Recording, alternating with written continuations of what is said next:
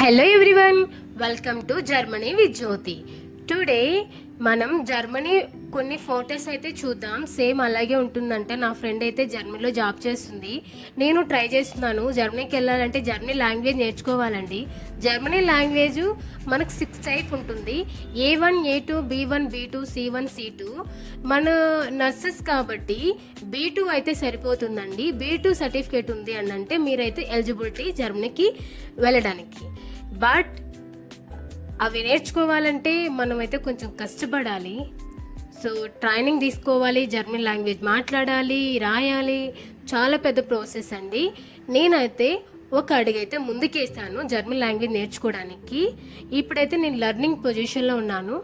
But ఫ్యూచర్లో నేను కూడా జర్మనీకి వెళ్ళే అవకాశం ఉంది కనుక నేను ఈ నేమ్ అయితే పెట్టాను. తప్పకుండా అయితే నేను వెళ్తానండి నెక్స్ట్ ఇయర్కి. నేనైతే ప్రజెంటు ఆ వర్క్ మీదే ఉన్నాను కాబట్టి మీకు ఇప్పుడు ఫోటో చూపించచ్చు. బట్ ఫ్యూచర్లో పక్కాగా మీకు లైవ్ చేస్తాను. నా వీడియో కనుక మీకు నచ్చినట్లే లైక్ చేసి, షేర్ చేసి, సబ్స్క్రైబ్ చేయండి. Thank you for watching.